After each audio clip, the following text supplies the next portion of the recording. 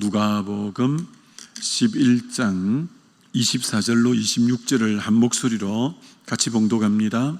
더러운 귀신이 사람에게서 나갔을 때 물 없는 곳으로 다니며 시기를 구하되 얻지 못하고 이에 이르되 내가 나온 내 집으로 돌아가리라 하고 가서 보니 그 집이 청소되고 수리되었거늘 이에 가서 저보다 더 악한 귀신 7을 데리고 들어가서 거하니 그 사람의 나중 형편이 전보다 더 심하게 되느니라. 아멘. 물 없는 곳으로 다니는 귀신이라는 제목으로 말씀 전거하고자 합니다. 귀신 앞에는 항상 수식어가 두 단어가 붙는다라고 했습니다.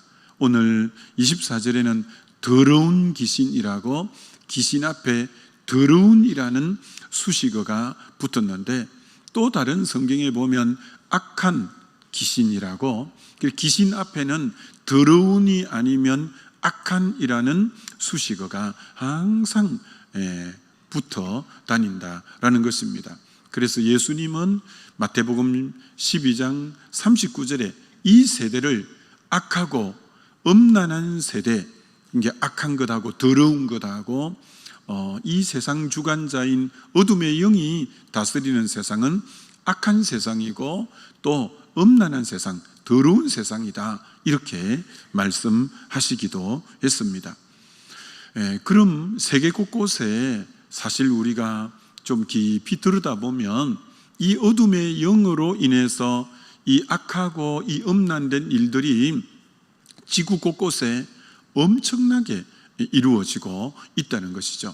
어제 새벽에도 잠시 언급한 것처럼 이 네팔, 캄보디아, 인도, 왜 그 세 나라 바뀌겠습니까? 그 어린아이 10살 정도 되는 어린아이들이 인신매매 당해서 성매매하는 곳으로 팔려가고 아동 성착취를 당하는 사람들이 통계적으로 수백만에 이른다는 거예요. 이 80억 인구 중에 이 10세 10살 정도 되는 그런 어린 아이들이 성매매, 성착취, 성노예로 그렇게 지금 있는 숫자가 수백만을 넘는다는 거예요. 얼마나 이 어둠의 영의 이 배후 가운데 그런 악한 일들이, 더러운 일들이 지구 곳곳에 지금 일어나고 있다라는 것입니다. 이것은 단순한 범죄를 넘어 사단의 영이 철저하게 사단의 영에 사로잡힌 자들의 모습들이다, 이렇게 말할 수 있는 거죠. 뿐 아니라 이 악하고 더러운 영인 귀신은 이 악한 모습의 절정이 뭘까요? 악한 것의 절정은 죽음이지 않겠어요? 죽음. 그래서 요한복음 10장 10절이 도적이 오는 것은 도적질하고 죽이고 멸망시키는 것뿐이요 라고 한 것처럼 이 악한 영은 죽이는 역사인 거예요. 그럼 여러분, 죽음이 제일 많이 일어나는 곳이 어딜까요?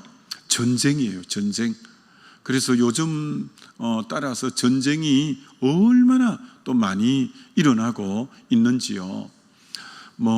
이 우크라이나, 이 러시아 전쟁으로 얼마나 많은 사상자가 생기는데 3년을 넘어갔는데도 아직도 해법이 보이지 않습니다. 또 이란과 이 이스라엘의 이 전쟁으로도 많은 사상자가 났고 앞으로도 어떻게 될지 알지 못하는 이 이란이 계속 이제 이스라엘을 또 공격하기 위해서 배후 세력을 그동안 굉장히 도운 것이 팔레스타인의 하마스, 레바논의 헤즈볼라, 그리고 예멘의 후티 반군, 이들을 전부 이제 지원하고 했는데, 먼저 이스라엘이 그들을 다 쳐부수었어요. 이 헤즈볼라, 그리고 후티 반군, 그리고 이제 하마스를 먼저 딱 부수고 그 근원자인 이란을 이번에 치게 된 거죠. 엄청난 사상자들이 일어나고 있고, 시리아 내전, 수단 내전으로 많은 살상이 벌어지고, 그리고 이 극단 무슬림들, 이슬람이 인종 청소라고 완전히 한 부족들을 쓸어버리는 거예요. 그러니까 이런 모든 것이 어둠의 영의 짓이에요. 요한복음 8장 44절에 너는 너희 아비 마귀에게서 났나니 그는 처음부터 살인한 자요 라고 하는 거예요. 마귀는 여러분 살인의 영이에요. 가인이 악한 자에게 속하여 그 아우 아벨을 죽였다고 한 것처럼 악한 자에게 가인이 사로잡혀 그 아우 아벨을 돌로 쳐 죽인 거예요. 그런 것처럼 살인의 배후에는 어둠의 영이, 귀신이 딱 도사리고 있는 것을 보게 되는 거죠. 그래서 우리가 정말 복음을 왜 전해야 되고, 정말 왜 우리가 생명 걸고 선교해야 되고 전도해야 되고 하는 이유가, 안 그러면 이 악하고 음란한 영에 의해서 이 세상이 유린당하기 때문에 복음만이 살릴 수 있는 길이라는 거죠.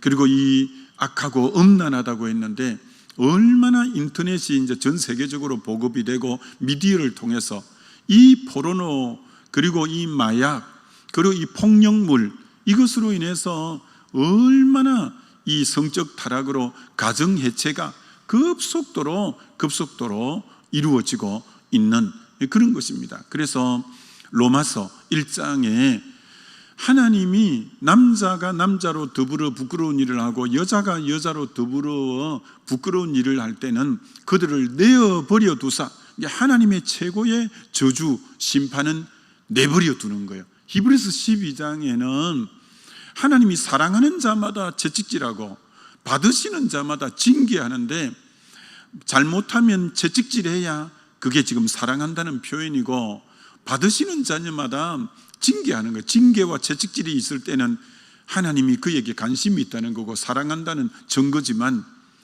어떨 때 내버리냐, 그들의 마음의 정욕대로 순리대로 쓸 것을 버리고 영리로 그렇게 성적으로 타락할 때는 내버려 두는 거예요. 내버려. 그게 제일 불행한 거예요. 그런 일들이 지금 이 지구상에 얼마나 지금 많이 일어나고 있는가라는 것입니다.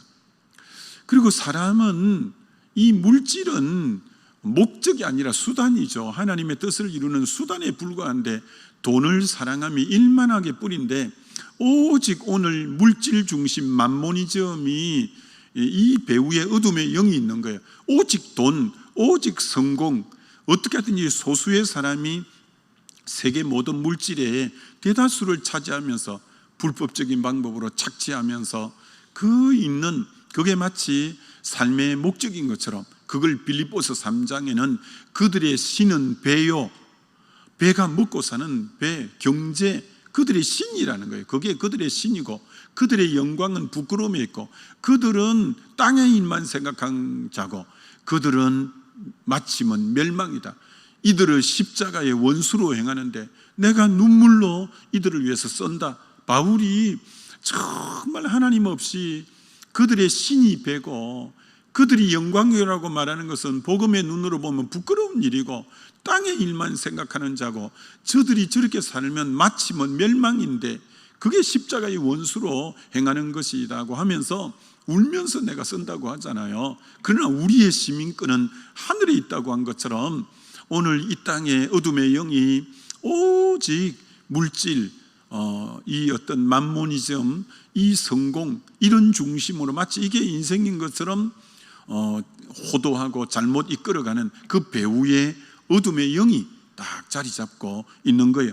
뿐 아니라 오늘 전 세계적으로 지금 자살률, 우울증 이런 것이 급속도로 퍼져가는데, 10대에서 30대의 자살률이 전 세계적으로 급상승을 해서 생명 경시의 현상, 얼마나 생명을 가볍게 여기고 얼마나 툭하면 연예인들 자살했다고 요새는 너무 쉽게 나오는 것을 보게 되잖아요.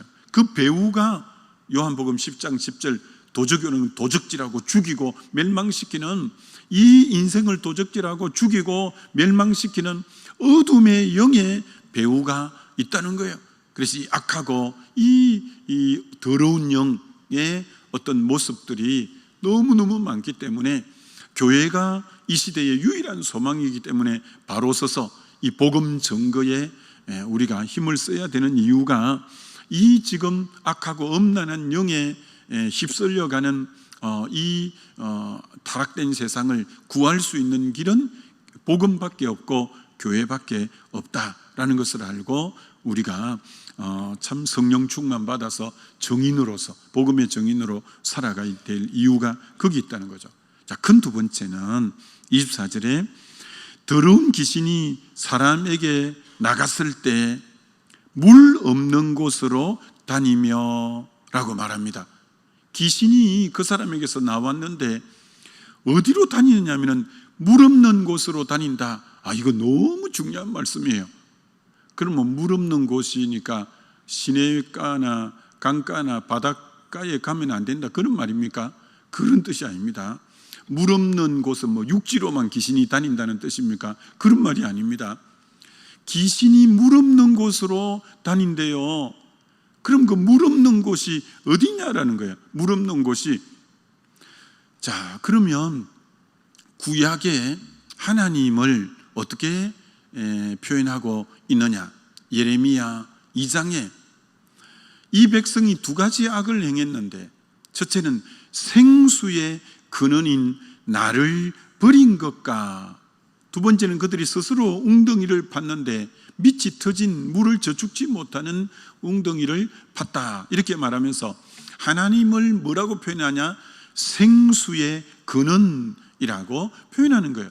우리가 믿는 하나님이 물의 근원이에요. 물의 근원, 생수의 근원이신 하나님이라고 표현하는 거예요. 야곱이 죽기 전에 12아들을 딱 불러서 축복 기도를 이렇게 하는데, 그 중에 제일 사랑하는 아들 요셉에게 어떻게 축복하느냐? 창세기 49장 22절에 요셉은 무성한 가지라, 샘 곁에 심은 무성한 가지라, 그 가지가 담을 넘었도다, 이렇게 축복 기도하는 거예요. 요셉이 무성하게 된 것은 샘 곁에 있기 때문에 무성하다는데, 그럼 요셉이 가까이 했다는 샘은 누구냐면, 요셉이 종살이 할 때도 하나님이 함께함으로 형통했고, 감옥에 있을 때도 하나님이 함께함으로 꿈을 해몽했고, 총리로 있을 때도 하나님에게 가까이 함으로 하나님이 그 모든 섭리를 보여준 것처럼, 그 샘 곁에 있었다는 샘은 하나님을 상징하는 거죠. 그래서 끊임없이 물이 뭘 상징하는 거냐? 샘을 상징하는, 샘은 물, 하나님을 상징하는 거예요. 생수의 근원, 또 샘이라고 표현하는 거예요. 그럼 신약에 와서는 물이 뭘 상징하는 거냐? 요한복음 4장에 예수님이 수가성에서 여인하고 물 좀 달라 이렇게 대화를 하다가, 너가 먹는 물은 먹어도 목마르겠지만 내가 주는 물을 먹으면 속에서 솟아나는 영생하는 샘물이 되리라. 예수님이 뭐냐? 영생하는 샘물이라는 거야. 영생, 계속 솟구쳐 올라오는 영생하는 샘물이, 예수를 믿을 때 영생하는 샘물이 있어서 물 있는 자가 되는 거예요. 이게 어둠의 영은 예수를 그 안에 주인으로 모신 자에게는, 그래서 어둠의 것은 이제 근방에도 못 오는 거죠. 그럴 뿐 아니라 뭐가 물이냐면, 요한복음 7장에 누구든지 목마른 자는 다 내게로 와라.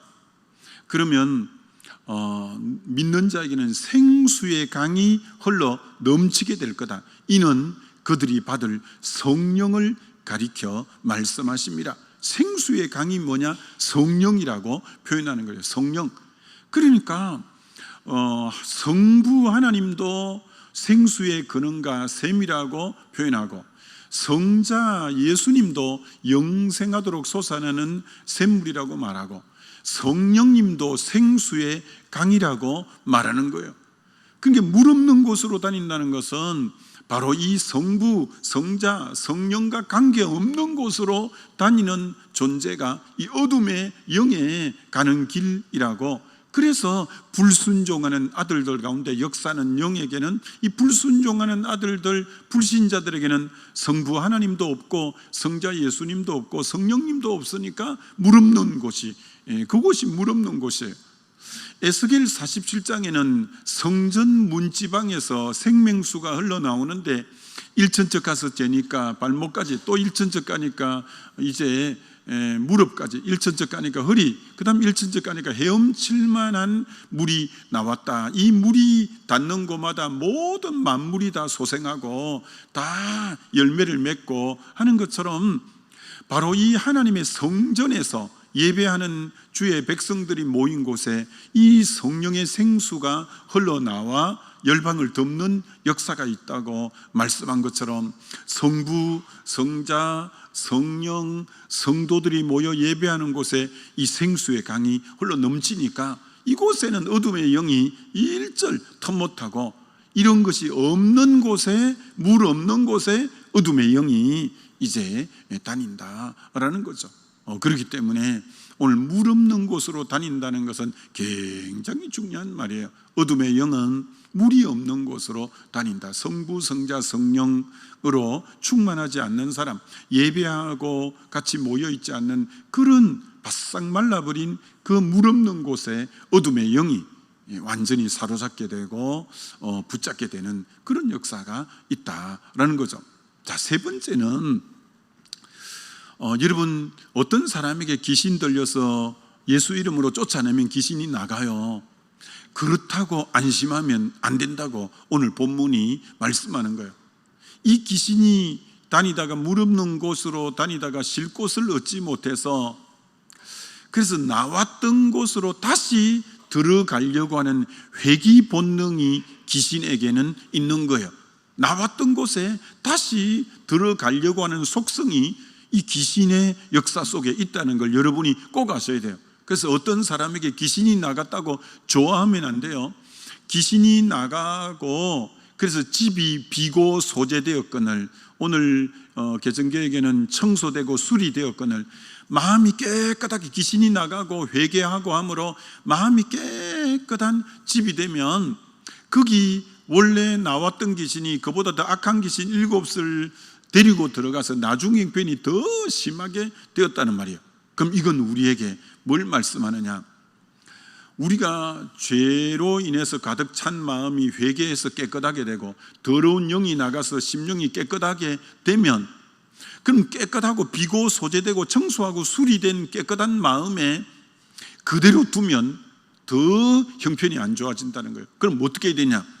그 비고 소재된 마음에 깨끗한 심령에 예수 그리스도를 주인으로 모시고, 그곳에 하나님의 말씀으로 가득 채우고, 그곳에 성령으로 충만케 되고, 그곳에 은혜로 가득 채워질 때 이 어둠의 영이 다시 들어와 보려고 하다가 예수님이 그보다 훨씬 더 강한 센 자인 예수님이 주인으로 딱 자리 잡고 있는 거예요. 성령님이 딱 자리 잡고 있는 거예요. 하나님 말씀으로 충만해져 있는 거예요. 은혜로 충만해져 있는 거예요. 그러면 마귀가 한번 와볼까 하고 주변에 왔다가, 한 길로 왔다가 7길로 물러가게 되어지니까, 그렇기 때문에 마음은, 기독교는 불교는 공사상이에요. 비우는 사상이에요.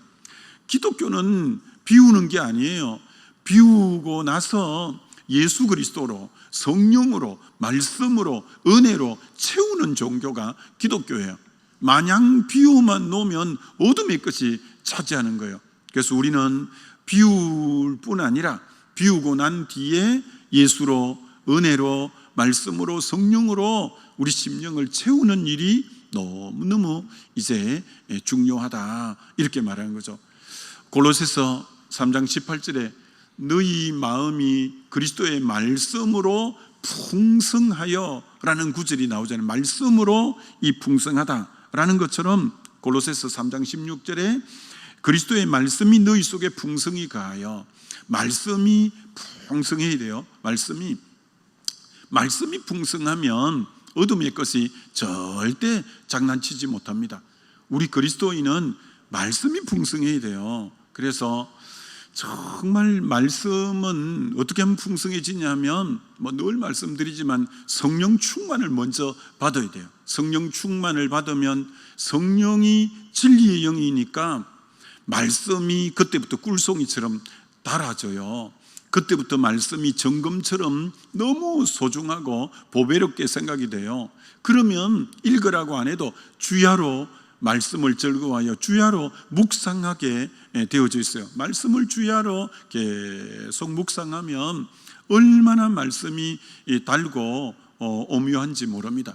그러면 그 사람 인생에 주의 말씀이 내 발의 등이요 내 길에 빛이 되고, 그럴 때 그 인생은 시냇가에 심은 나무와 같이 시절을 쫓아 가시를 맺고, 그럼 여호와께서 그 가는 길을 인정하고 그를 일컬어 복 있는 자란 말하고, 이 말씀이 풍성히 가는 삶, 이것보다 귀한 삶은 없는 거죠. 그래서 말씀이 풍성하면 말씀은 성령의 검이기 때문에 어둠의 것이 얼씬도 못합니다. 그래서 믿는 사람 속에 말씀이 체계적으로 딱 들어가 있는 것보다 든든한 신앙은 없다라고 할 수 있는 거죠. 그래서 오직 말씀으로 충만하고 성령으로 계속 충만해져야 돼요. 성령으로 또 충만하고 또 충만하고, 이제 다윗이 기름 부음을 3번 받은 것처럼, 목동일 때 기름 부음을 받았던 것처럼,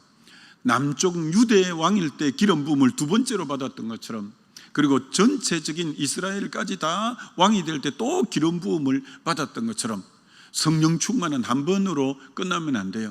또 받고 또 받고 또 받으면서 성령이 충만해야 이 어둠의 것이 이제 틈타지 않는 거죠.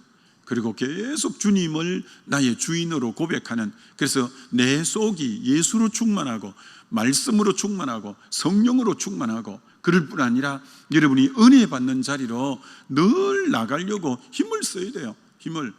은혜 받는 자리로 나가야 돼요.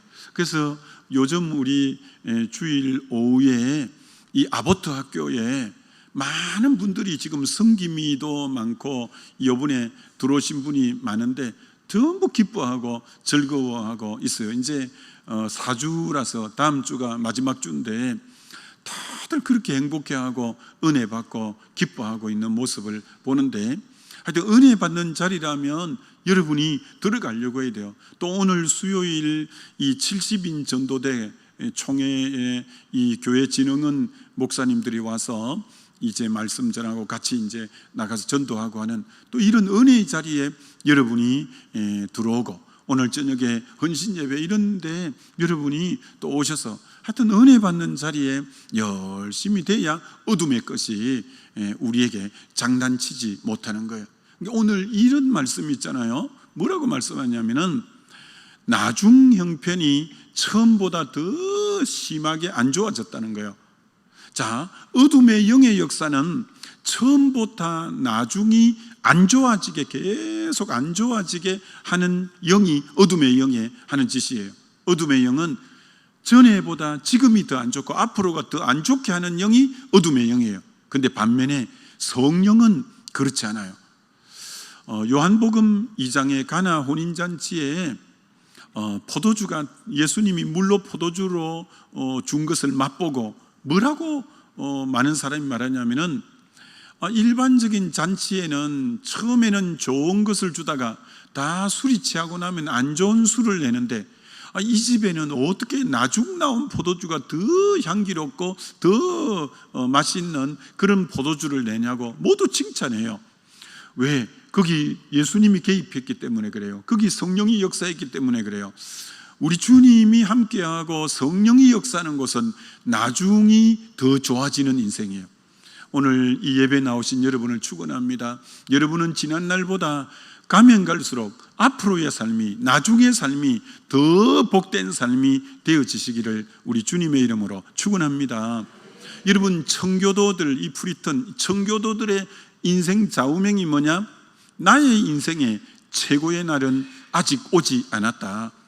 그들은 나의 인생의 최고의 날은 아직 오지 않았다. 지금까지 인생길 속에도 하나님의 역사가 참 많았지만 앞으로 내 남은 생애에 하나님이 최고의 역사가 일어나게 할 거다. 여러분, 이런 소망 가운데 기도하게 되시기를 바랍니다. 그럼 그렇게 될 거예요. 나의 인생의 최고의 날은 내 남은 인생 가운데 내 인생 최고의 날이 올 거다.